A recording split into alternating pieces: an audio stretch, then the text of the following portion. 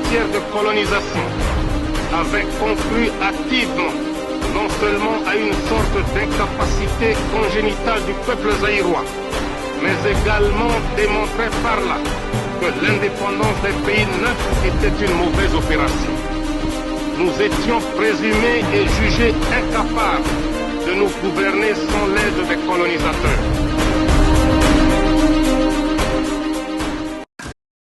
Bonjour à tous et bienvenue dans l'analyse.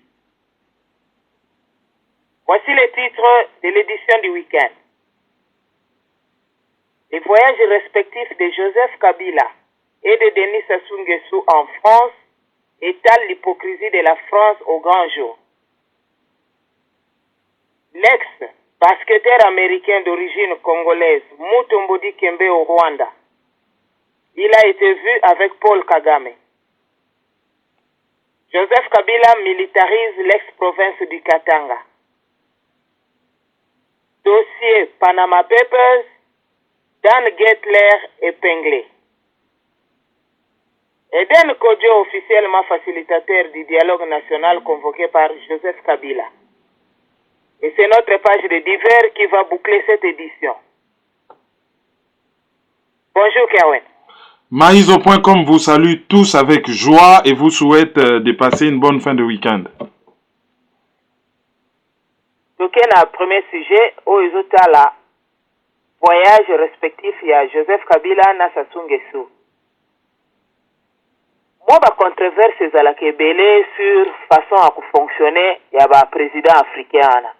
Mais France, d'un côté, Azali, Kosepelate na gestion na bango, de l'autre côté, Azo fungole la bango maboko, Azo yamba bango. Donc, c'est un commentaire na yo pe analyse. Président Denis Sassou Nguesso ya Congo Brazzaville akoya na France et puis un peu plus tard président Joseph Kabila ya RDC akoya pe awa pona Kabila ekozala le 21 avril. Bango mibale bazali ba président ya ba pays francophone, bango mibale bazali ba président ya ba pays oyo certains pays occidentaux na batebele bazali ko accusé de déficit de démocratie. Na Congo Brazzaville, il y a eu des élections où ils allaient très controversées. Denis Sassou Nguesso, il ne fallait pas à se représenter, mais à faire modifier la constitution à se représenter. Et basali élection à huis clos, bakati ba communication complètement. Où ils allaient privation, il y a droit à la liberté d'expression. Et bachaki pe ba militaire na ba bureau de vote misusu oyo ba empêcha ki batuba voter. Enfin, bref. L'élection selon ba observateur et belé ezalaki catastrophique et ba résultat ezali très controversé. Et awa dossier Panama Papers ebimi batu mingi ya entourage ya président Denis Sassou Nguesso bazali épinglé. Or Congo Brazzaville azali pays à 3 millions d'habitants mais 4e producteur africain ya pétrole. Ce qui pays wana ezalaka vraiment géré comme il se doit. Bien que ces derniers temps, basali mo effort ba rattraper retard. Bakokaki kozanga maïté, bakokaki kozanga électricité te, pays wana enyake zala lokola Dubaï. Et ça, je n'exagère rien. Mais soko tali Congo Brazza, ou tali Gabon, ma passa wana mibale, bato ba dirigeant ba pays wana façon ba gérer manne pétrolière. Tout Africain digne de ce nom. Ce qui a tali situation de la population les deux pays wana Gabon na Congo Brazza, il faut aller là maïnamisu. Bien que kaya RDC ça c'est vraiment un cas à part. Wana kutu eza inclassifiable pour niveau ya mauvaise gestion, ya mégestion. Ya Congo RDC est dépassé tellement les entendements que tozo mona kutu te tokoki ko comparer à ngonanini. Et c'est le cas pour beaucoup de pays africains. Mais chez Bamisusu, malgré que c'est catastrophique, moi, ma Kambuzo Salam. Par exemple, le Nigeria, avec tout le pétrole que le Nigeria produit, c'est un des pays les plus corrompus d'Afrique. Et ils ont empêché Bango vraiment à un niveau réel où il fallait que Bango Bazala, à telle enseigne que bah importe quand même pétrole, Bango ba premier producteur de pétrole en Afrique. Ça c'était juste une parenthèse. Tozong la Lede Congo. Na Congo Brazzaville. Bazala qui une opposition d'accompagnement na Bango. Parce que général Mukoko, chef d'état-major général et armée, batindi responsable et contingent congolais ya Brazzaville na République centrafricaine. Azali soki tolobi tokota na mwa ba critère moko ba africain balingaka régional, azali mutu ya même côté ya pays que Denis Sassou Nguesso. Est-ce que un général de cet acabit, c'est-à-dire mutu moko formé, stratège, intelligent, akoki koya kokota na bataille électorale à 1 mois des élections, l'élection kutu ba benda ki ko benda, sans préparation, or l'élection présidentielle ezwaka tant ebele pour la préparation. Donc ayaki wana soko tali bien un peu comme un opposant d'accompagnement. Kolela tata naye abundana Sassou, soi-disant au nom de la paix, akotaki na gouvernement. Aye asali makelele asali makelele, mais place ba perdaka crédit ezali que mukolo oyo bakanela ki basala référendum pour na ko permettre ko modifier constitution et entre autres ko permettre que président Sassou Nguesso a se représenter. Manifestation monstre oya souke nyake salama na Brazza ezalaki annulé par ba opposants. Pourquoi? Parce que na ba opposant na Sassou bango nyonso ba dépendaka na France. Et France asa salaki choix na ye banda Sassou a solo laki bien pour na makambu ya COP 21, France azalaki ko soutenir Sassou. Tango Hollande alobaka makambu na ye ke bazali libre ko sala référendum soki ko modifier constitution bazali libre, batebele babengaki yango dérapage. Ezalaki dérapage te. Hollande ayebaki clairement ce qu'il était en train de faire. Po Hollande na France officielle bazo soutenir Denis Sassou Nguesso point barre. Et ba opposant pe ba yebaki yango et ils ont reçu des ordres soit tacites ou indirects que il fallait bazala na mulongo po même soko komi na yo président chez bango soki France andimi yote mawatro. Et ba komaki ko jouer double jeu vis-à-vis na population. Conséquence, l'élection catastrophique et salami avec l'opposition a participé na ba membre belé. Batimisusu basali victimisation. Lelo oyo ba résultat bimi balobi ba ko contester yango. Mais Mukoko alingi ko tia batu na nzela te po azo éviter batu bakufa.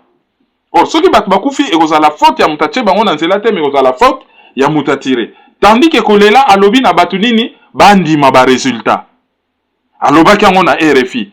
BBC na la voix de l'Amérique ameki ko bongisa ote, nalobaki boyete, nalobaki ba respecter décision ya cour constitutionnelle, mais nazo contester toujours ba résultat. Toujours est-il que likambo ezali clair. Alobi ba respecter ba résultat. Mukoko ne dit rien. Le reste est comme nango masolo oyo ya kolekisa l'air, Sassou azali wana et il compte rester. Alors, Mobulu ebimi na ba quartier sud ya Brazzaville, ba Congo. Mais kuna nani abimisi yango balobi ezali peut-être batu ya Pasteur Ntumi. Ekoki kozala peut-être baninja. Bon. Mais soko lobi kota la pe bien la politique est bizarre. Ekoki pe kozala Sassou mutu alinga bangisa batu à maintenir batu dans la peur et puis vous obéissez et vous vous taisez. C'est une des hypothèses. Mais si koyo bango soko tali réflexion ya Pasteur Philippe Kabongo très profonde alobi nini? Makamambata bakolo bazaki ko isoler bakongo wana na bandeko na bango ya Angola Kabinda na bakongo. Sikoyo bango ba refulaki batu bafandi nye. Moye bazonga sima na luozi bakima ezalite. Na Kabinda ça sera difficile ke bakende kuna ou Angola. Moye pe bakatsa Kinshasa ezalite pona mbata ya bakolo. Sikoyo bazali coincé ba se retrouver wapi? Ba se jeter na ba quartier nord ya Brazzaville. Batu oyo bango na bango bazalaka na ba relation entre guillemets tendu. Son habit tendu, c'est-à-dire ndenge balobaka même si à Brazzaville les gens vivent mélangés tout ça. Mais na ère ya ba guerre banini ekomaka bino ba Congo, biso ba Nibolex, biso ba Mboshi, mais lelo oyo bakimi na nord. C'est le moto atikalaki. Oyo akokai ko se poser na Sassou ezali Pasteur Ntumi.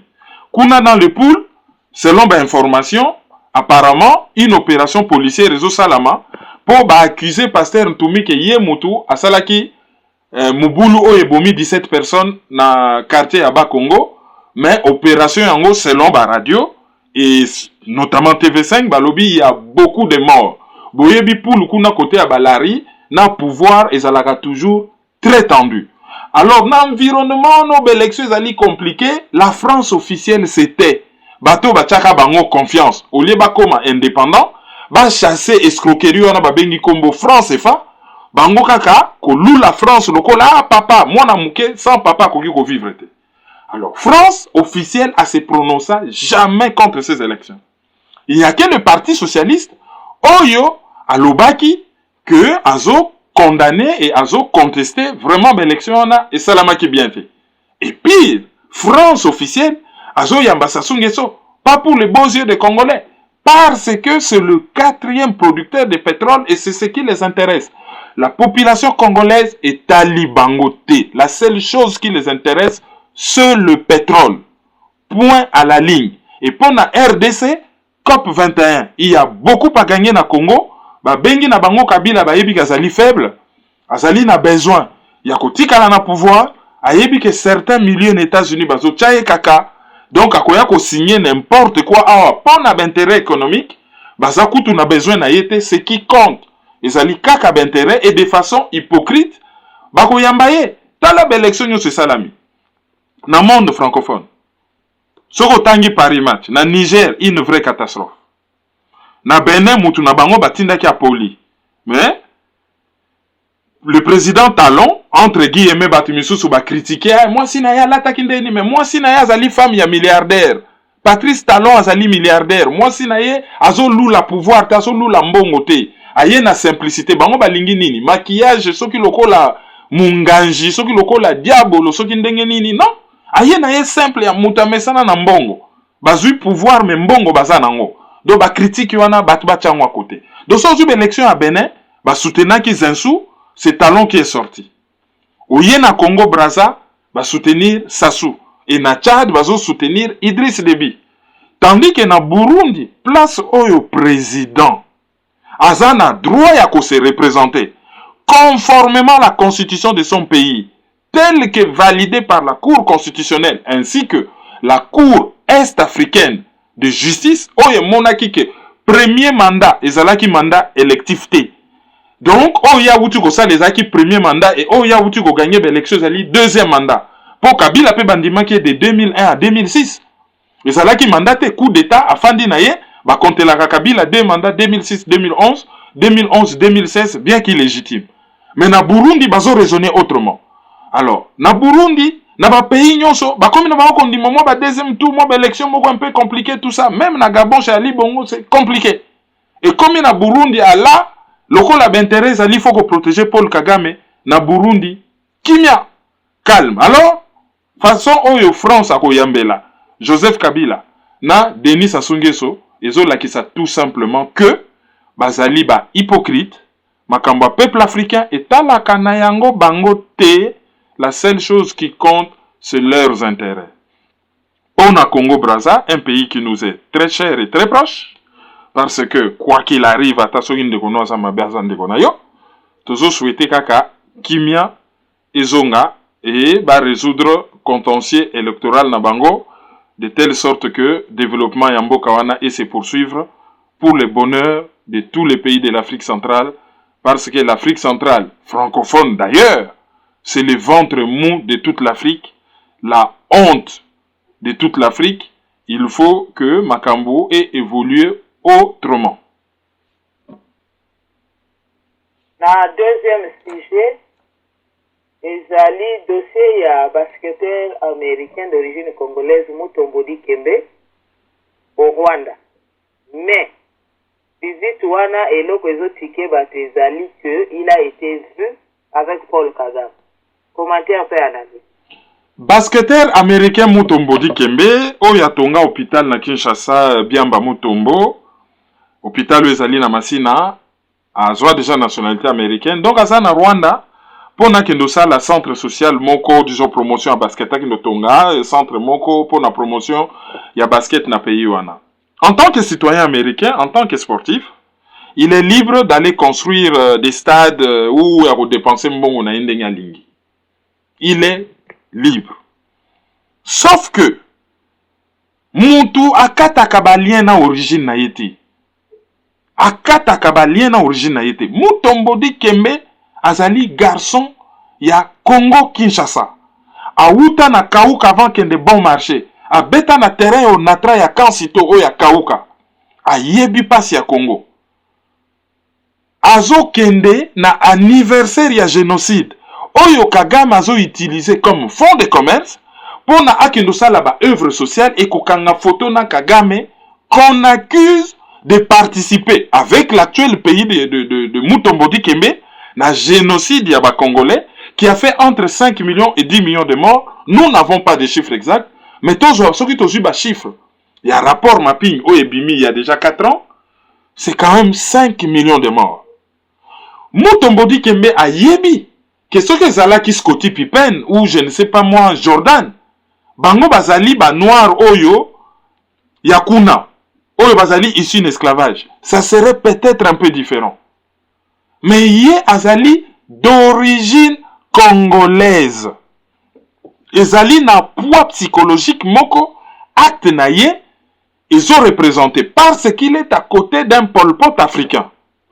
Mutombo Dikembe, première fois balekisa na CNN, guerre ezo boma na Congo grave.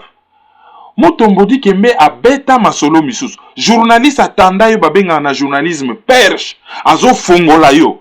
Mais Mutombo Dikembe kara a rata une occasion que guerre wana ya Congo eleka pour la première fois avec combo ya Mutombo Dikembe na CNN. Il n'y a qui peut-être est réveillé par l'esprit des États-Unis, donc il n'y a qui réveiller l'opinion publique, il n'y a qui opinion publique, il n'y a qui agir sur les politiciens, peut-être qu'on aurait économisé quelques vies. Dernièrement, ça là qui n'a prince, disons, pas prince, mais moi, il y a prince héritier à Grande-Bretagne, Harry.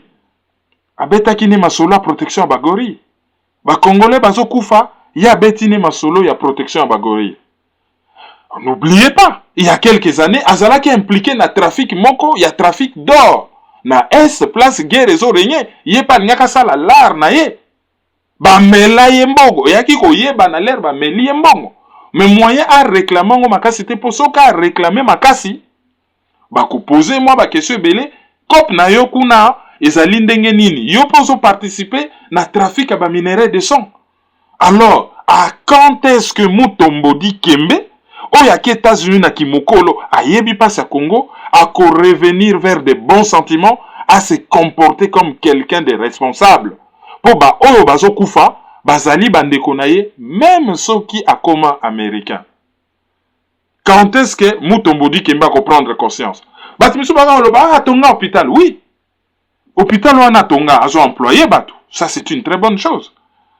Mais ce qui peut te l'obito est aller moi en réflexion, sans être batumoko, je vais dire négativiste, to que qualité hôpital wana, ce n'est pas accessible aux pauvres. C'est une œuvre économique d'un certain niveau, oyo, ezali accessible na batu, bazali na ba moyen. Alors, c'est l'avantage nango ezali un, ils ont créé ba emploi, mais ezali na impact direct était sur la population pauvre, vu standard na yango. Mais tant on a zo loba boy nazo bosa na te ke mbongo ya Dikembe ezali fruit ya musala na ye, il est libre ya ko investir en Congo ou pas, il est libre ya ko investir en où il veut, comme il veut, mais ba comportement na ye misusu en tant que leader d'opinion, en tant qu'une très grande personnalité, ils ont suscité quand même que to réfléchir et to salé la ye ba commentaire ou to salé lié. Na ba tenta à Bruxelles azalaki wana ba levaye vite fait na ba service américain ba memie en Hollande ba protéger. Pourquoi? Parce que vie na ezali précieuse. Parce que Mutombo Dikembe n'est pas n'importe qui. Azali une grande star et na NBA souvent les gens il faut aller à l'université souvent. Donc atanga quand même à l'université c'est quelqu'un oyo akoki ko utiliser ba capacité na acquérir na université pour avoir accès à certaines informations. Photo wana na Kagame ako se justifier ka tandele chez bana na ye mukolo ba vérité Kagame kobima bana bakotu na ye papa tango kangaka photo na ye oyebaki ou oyebaki te ou ndenge ba congolais ba lobaka otuna kite avant ça lango. Joseph Kabila militarise l'ex-province du Katanga. Pourquoi? Dernièrement, Tomonaki, char et belé, Tinia on a Lubumbashi, na 2000 hommes de troupes armés jusqu'aux dents. Baké na Katanga. Alors, la question qu'on a en droit de se poser, pourquoi kotinda ba militaire rebelle na Katanga na ba char et ko sala de telle sorte que ça l'a vu à la télé bazo bangisa nani parce que soki guerre eza na Congo ezali na Kivu place bazo boma ezali Kivu pays ezo menacer Congo ezali Rwanda. Pourquoi pas kotinda ko lakisa ba char wana ba muscle wana nyonso na ex Kivu, donc le Grand Kivu, Nord-Sud, Nord Kivu, Sud Kivu, Maniema, même une partie à province orientale côté à Bunia, moi mouké na nord ya Katanga. Pourquoi kotinda bango na Lubumbashi? Pour impressionner qui? Est-ce que ezali pona ko menacer population ou ezali pona ko impressionner batu? Est-ce que alinga faire croire na batu ke yena Moïse Katumbi baza na problème pour na théâtre wane continuer comme ça et bima pour na moni dia ba comment communiquer au té atindi 2000 hommes de troupes pour na ko menacer Katumbi. Mais il n'a pas besoin à kotinda 2000 hommes de troupes pour na Katumbi. Pour na ko kangayi c'est simple. Batindi ka police aye na aéroport, ça ça vraiment ennemi na. C'est qu'on ne souhaite pas. Batindi ka police na aéroport, des policiers bakangi ka aye puis c'est fini. Ils n'ont pas besoin de kotinda 2000 hommes de troupes. Donc ça n'a pas de sens, c'est ça ma décision moko qu'on ne comprend pas.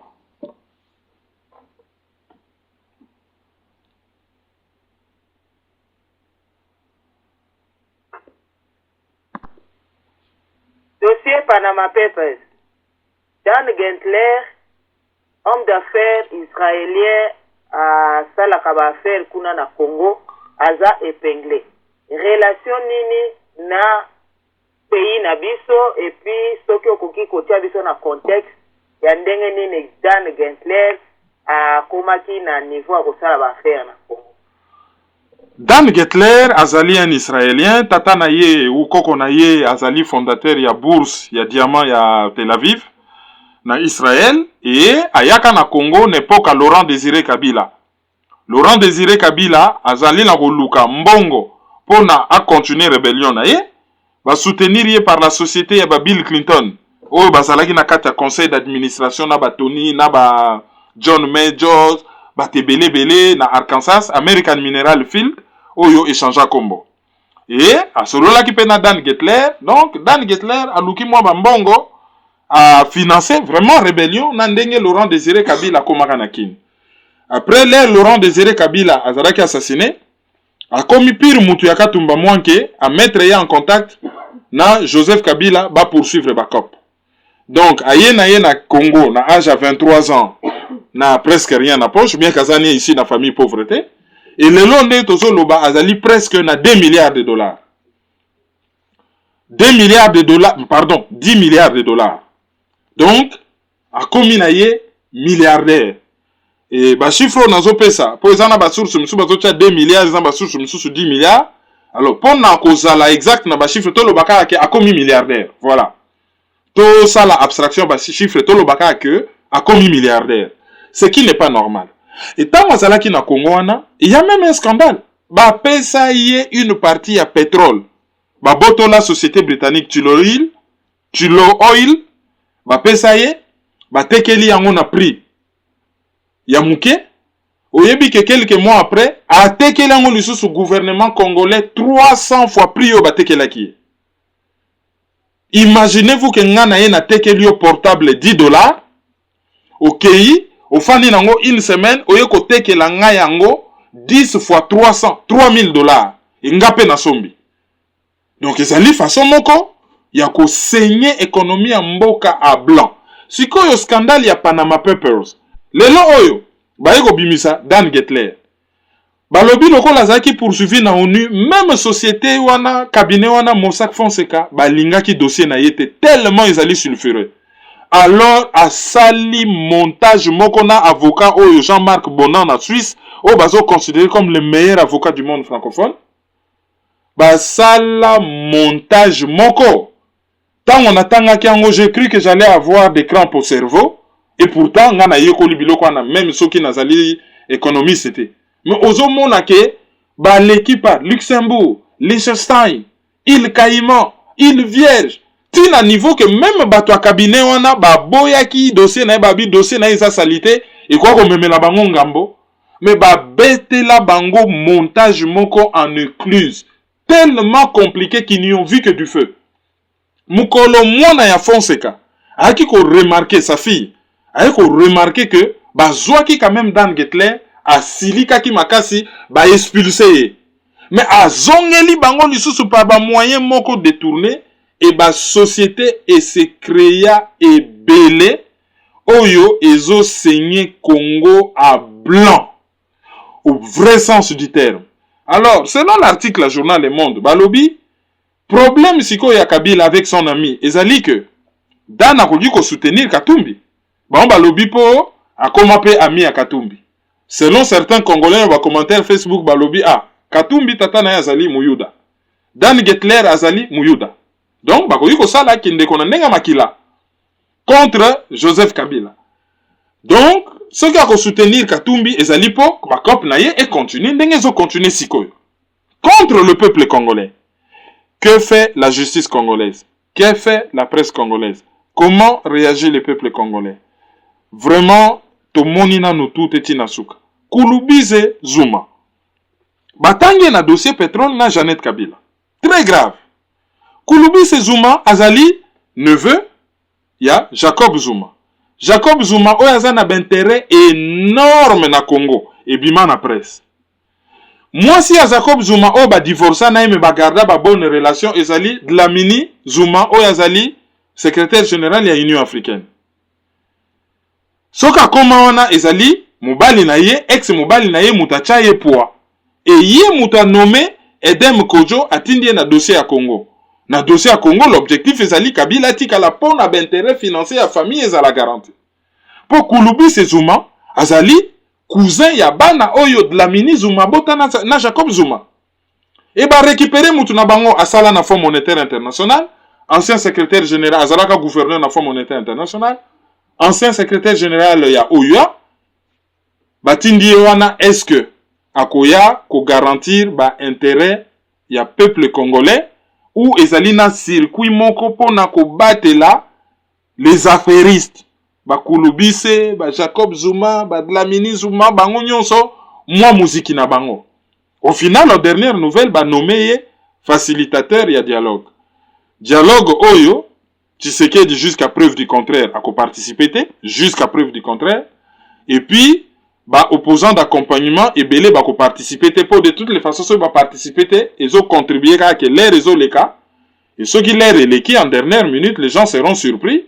Kabila ko bimisa carte na ye na kati ya manche a bimisi dernière carte na ye et population congolaise ba ko la surprise. Pour le sujet ya Edem Kojo sur les filles na page na biso ya divers. Dossier Dieu merci Mbokani Fekofa fait couler beaucoup d'encre. Eza na dossier moko oyo ezo sala makelele makasi. Léopard équipe nationale ya Congo abetaki match na Angola. Aganyaki yango, aganyaki aller na Kinshasa, aganyaki retour na Angola. Mais na retour Dieu merci Mbokani oyo ya Norwich. Grand joueur congolais azalaki te. Pourquoi? Parce que azalaki victime ou azalaki victime toloba ya batanta ya aéroport ya Zaventem. Po azalaki na kati aéroport. Soki mwasi na ye comme par hasard déplacer moi loko boke bakokai ko kufa famille mobimba. Donc babika kikaka comme par hasard et il y avait plus de vol.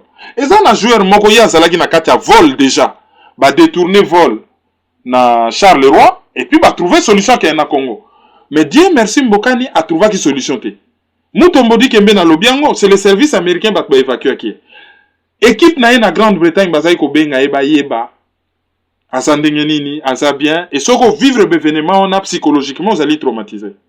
Selon Dieu merci Mbokani na lobi ba autorité congolaise a contacté ki bango ba benga yete.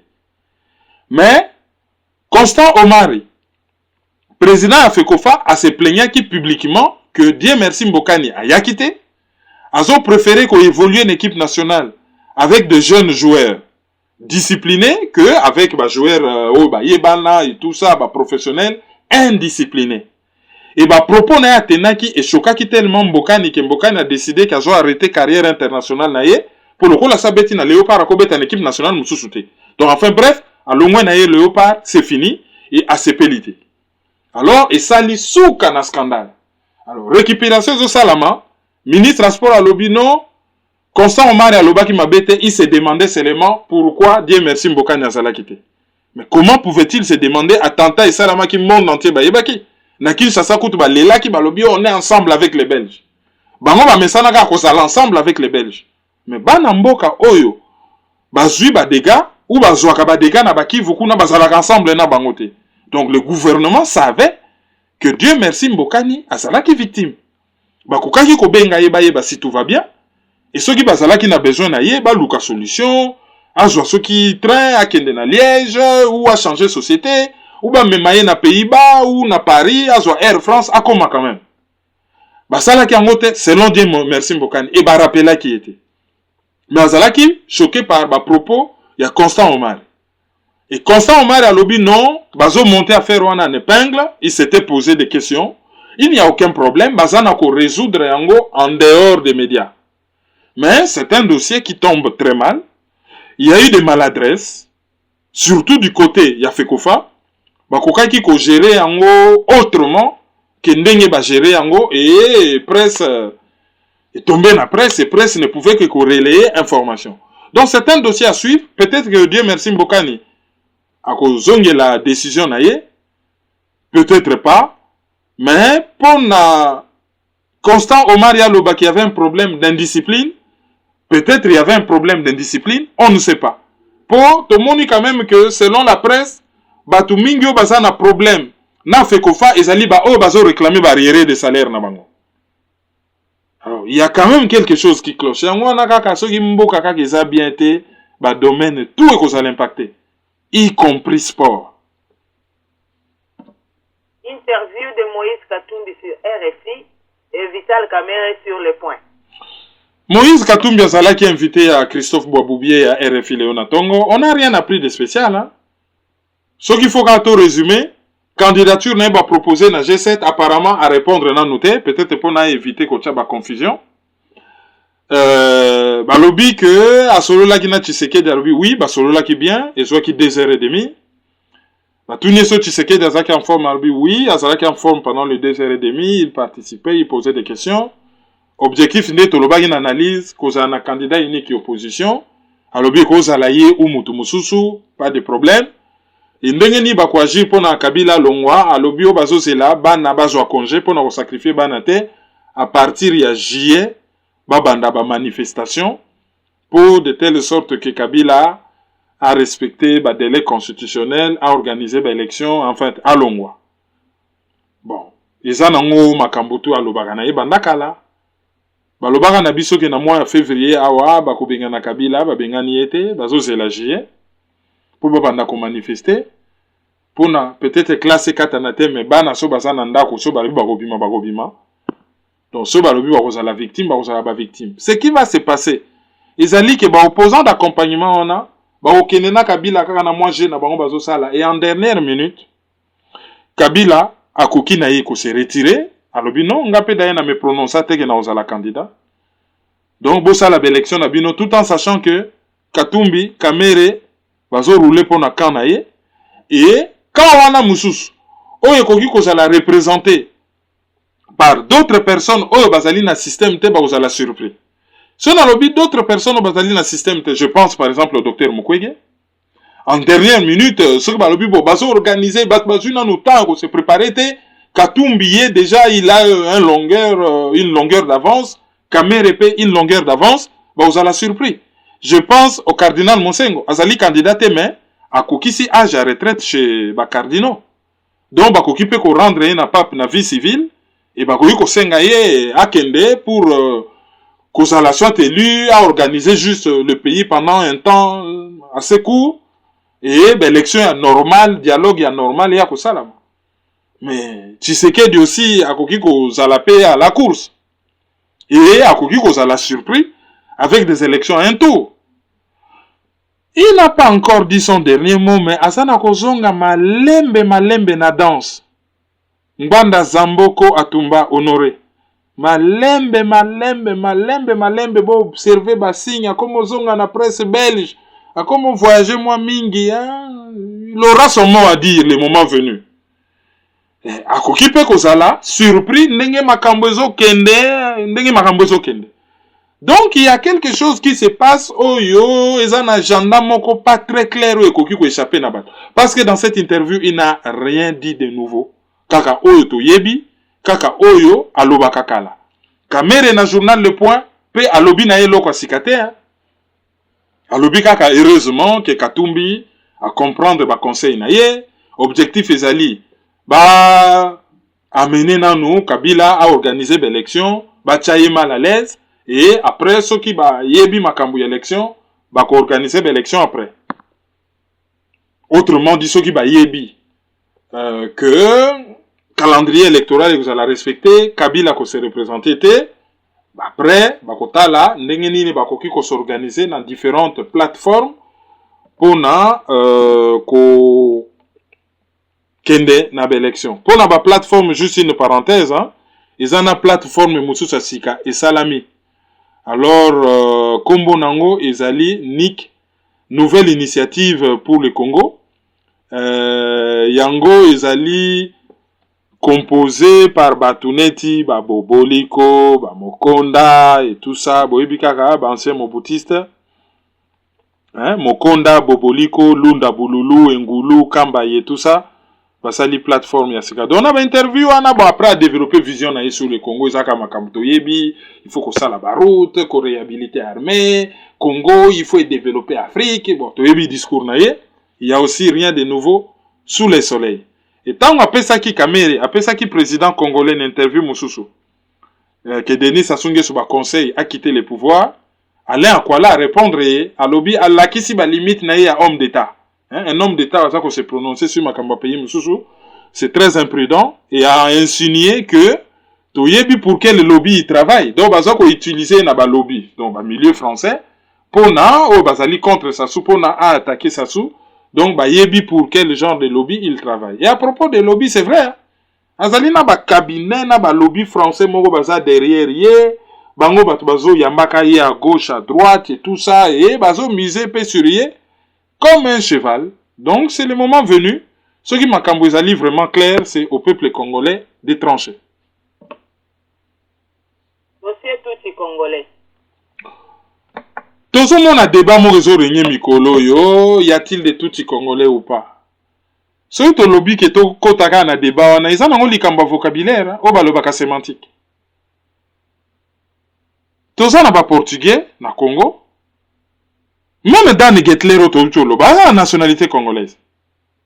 Asa nationalité congolaise balobiango. Bien que bango kuna na mboka na bango balinga kabatu mwindu te, mais lorsqu'il s'agit de faire des affaires dans les pays africains là, mbonga ba africain ezali vraiment elengi. Mais ba congolais ou d'origine sénégalaise bazali hein, d'origine ivoirienne bazali, d'origine camerounaise bazali, d'origine belge bazali. D'origine portugaise, grecque, Bazali. Bazali na bango. Mais le problème est nous parlons de Congolais d'origine. Ba oyo, ba tribu oyo ezalaki établi na territoire ba bengi lelo République démocratique du Congo na 1885. Y avait-il une tribu qui s'appelait Tutsi ou Hutu? Non. Donc nous parlons des Congolais d'origine. Ce qui est différent là, un Rwandais oyo a botami na Congo qui a pris la nationalité individuellement. C'est un naturalisé congolais. Oyo azali mwana ya ba réfugié. C'est un Congolais mais son village se trouve au Rwanda. Donc moi makambo wa distraire ba kozongi sa débat sur la table ba lingi ba distraire biso, il n'y a jamais eu une tribu toute congolaise d'origine. Et nazali d'accord na ba propos ya Masawa Katabana na mur Facebook na ye a développé kiango avec beaucoup d'arguments et c'est quelque chose de sûr, de solide comme argumentation et naloba ki na beta c'était pour débat wana elinge comme la biso bangiba mema biso na distraction. Lambert Mende a menti sur l'article 70 de la Constitution dans l'émission Top Press. A passaki dernièrement l'émission Top Press et nde tozolo babwazo sa la conférence de presse mo na RTNC na Raymond Chibanda. Toko zongelango en long et en large na analyse ya lundi. Mais pour le moment, azaki koloba que Constitution article 70 et lobby que président ya kala akoti kala tile ba voter président en ce cas. C'est faux. constitution et lobby que président Yakala a kotikala jusqu'à l'installation. Ce qui sous-entend que président Yakala a organisé ba élection normalement, ba voter normalement, de façon libre, transparente et démocratique. Président Oyabimisika na novembre, a kotikala a kokota na pouvoir na janvier. Mais entre novembre et janvier, Oyakala ko continue jusqu'à l'installation. Constitution loba élection te mezo loba installation. C'est-à-dire que président Yakala a kotikala jusqu'à ce que président Sika s'installe. Et non a kotikala jusqu'à ce que ba élire président Sika. Comme ça, ce que l'élection salamité même pendant 10 ans, ya tikal na kakazo c'est l'élection. C'est pas ce que la constitution dit, à loba qui une contre-vérité. La nuit debout, place de la République en France. Ils allaient dans le mouvement citoyen, moko na modèle ya Occupy Wall Street. Ils ont ça na place de la République à Paris. Bah tu vas décider que façon France ils allaient bazo memela ango c'est pas bon. Et bah ta société civile bazo là la plein libanda. Et bah ça la kaba souka na débat na butu toutes les 3 minutes. Et le premier jour, mutumoka zwaki micro mundele. Il a largement parlé dans Makambo ezoleka na République démocratique du Congo, ba viol, ba meurtre, ba assassinat, ba pillage et pona coltan pona ba matière première. Donc ezali esika moko oyo ba congolais tokoki kozonga olia kolanda ba distraction oyo batimisu bazo sala ba distraction ah boleka boy bo sala boy pona kala juste ba sala combo ba sala toujours à la page. Je pense que sika bien tokoki kokutana pour na kotia débat, parce que bakati parole 3 minutes, les télévisions sont là, tout le monde est là, ils allaient relayer même par la télévision, mon va crier nuit debout, na radio mon va crier nuit debout, ils allaient relayer, ils allaient aussi ka oyo que bato balingi Congo, bako oyo kana bon 200 personnes bakutani wana et ba sali pe suka na makelele pour ils allaient ka bakata na tribune ofele oyo bato bako betela masolo ya Congo. Na yango toleki na auditeur du jour. Auditeur du jour ezali Prosper oyo azali président na pesi juste prénom na ye oyo azali président ya diaspora congolaise de Norvège. Et disons ba auditeur du jour bazami balé bango nyonso moko azali président mususu azali membre mususu kombo na ye Farialia. Bango nde bazali bato bazali kokamba diaspora congolaise ya Norvège. Et bah yebi bien dossier à est parce que bazali ba originaire ya kuna bangonde lelo ba auditeur du jour. Osengo pesa ba communiquer avant to kawa. 2 communiqués ya liboso tokozala na Lyon le 23 pour na conférence munene oyo ezo salama kuna organisée par CCDP. Soki bozongeli analyse le 28 mars beaucoup à tout adresse itinéraire ya bus moyen de transport, donc le 23 avril, samedi, à partir de 14h, na Rosala, na Lyon. Pour Nabatu à Strasbourg, Boyebi combattant Kalva, à Perdaka, il y a quelques jours, Papa Bokilo Naye, Matanga et Kopanzana, samedi Oyo, na salle Bana Congo, donc bateau à Strasbourg, Boyebele. Pour Nabatu à Moussika, Soko Kokite, c'est bon, je pense que ça passe un coup de fil. C'est bon, mais batu ya Strasbourg, boya ebele. Et pour na batu ya Congo, batu nyonso oyo bandoki ya Congo bayebana. Soki Hillary Clinton abimi présidente ya États-Unis, Kagame akotikala na pouvoir et na RDC catastrophe kozongela biso. Na dossier oyo tozobenga Panama Papers, na bosana yekutu koyebisa bino, Paul Kagame, le saint Paul Kagame, entourage na ye proche, mutu na ye penza, mutu na ye azali impliqué. Tokota là, comment est-ce que presse a traité dossier wana? Parce que général wana, ce n'est pas n'importe qui. Azali penza mutu oyo asimba penza makambu ya Kagame makasi.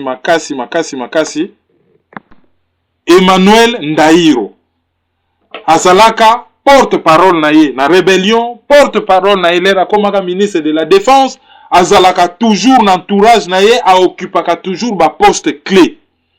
Bakoki jamais ko démontrer na batuke ndenge azalaki ko créer ba société écran, hein? Soki Caesar Trust Company SA ou soki Atan bon ils appellent mususu commune Atan Shashinonga donc batunaye tant bazali ko créer société wana Kagame ayeba kité hein soki bazu par exemple les sociétés oyo nini Derden Investment Limited Kagame ayeba kité ebele ya mbongo ya keko tchana Panama origine nango ezali wapi et uti kaka na vache à lait na bango ya Congo te donc muto yo azo soutenir Kagame Hillary Clinton akozala leo na ville ya Buffalo aux États-Unis, l'État ya New York. Buffalo ekangama na Toronto. Mais wana ba Congolais ba fandika bazotala comme ba spectateur na ba télé na ndako. Ba lobby te bo violer loi. Banderole ya moulayi, Madame Clinton. Avez-vous la conscience tranquille par rapport na situation ya Est ya Congo? Point. Banderole ya 3 mètres. Boche yango dans le respect de la loi. Wana pe kaka soko sali angoa ngana kendaka kin. Quel rapport direct que yo lakisi banderole contre Clinton ale baki okangayo na aéroport na kin place okendaka kosala commerce place okendaka ko régner kolia ba maboke na kinkole et ko régner na ba jeune fille ba ko empêcher okendeka pono lakisaki banderole. Il faut batuba yeba comment lutter, qui sont nos bourreaux, soki ba telemeli batu wana te. Hillary Clinton a kendaka na état ya Texas hein? 3 Congolais pamba. Bagenda ko lakisa banderole ba leka kututi na TV. Pendant ce temps, communauté congolaise ya Texas bazali ko organiser concert ya Werason. Souka na distraction. Alors, akozala na Buffalo. Donc soki batu balingi ba manifester contre ye, ba ko manifester contre ye. Vous me rappelez ma contact à 6 depuis Topesana. 0033 758 469 414 Lika Mobile France ba oyo balingi ko charger yango ba charger yango sinon te bokei na les amis de Kerwin Maizo le panafricain na Facebook bo s'abonner pe na chaîne YouTube Kerwin Maizo ou bokei na site www.maizo.com nangana bete la bino lisolo ya ba paradis fiscaux poto bosana ki koloba makambo ya Canada oyo ezali suka na paradis fiscal pour na ba société minière 3/4 ba société minière ezali immatriculé na Canada na Toronto et bourse à Toronto ezali impliqué na makambo ebele ezoleka na Congo et eza même na ouvrage moko ebimi na ouvrage wana bazo benga Canada balobi un paradis sous terre ça dit boyebi bino moko paradis c'est quoi et sous terre pour na kolakisa ba mine alors loi ya Canada est protégeaka non seulement ba société minière mais et protégeaka bateau yo soko sali société minière quelque part soki catastrophe environnementale et salami ozali protégé par loi canadienne même soki empoisonné na ba rivière ou bomi na ba nyama bato ba beli ba maladie ozali protégé et loi canadienne ezo permettre na mutu à spéculer sur ba minéraux existants na ba minéraux à venir na ba o même ezate ce qui fait que bato nyonso balela spéculation bakendaka na Canada. Donc il faut battre la vraiment situation il y a société canadienne il y a loi canadienne par rapport na ba minéraux. Soki bolingi besoin de plus ample décision information botanga livre il y a Alain Deneau et a commis livre moko quand même très intéressant. Boluka livre Alain Deneau Paradis sous terre. Pour comprendre qu'il n'y a pas que des paradis fiscaux, et zali pena ba paradis pour nos sociétés minières. Sur ce, et zala qui analyse du week-end, tout ça là, quand même moi moulaï, on vous dit au revoir et bon week-end à tous.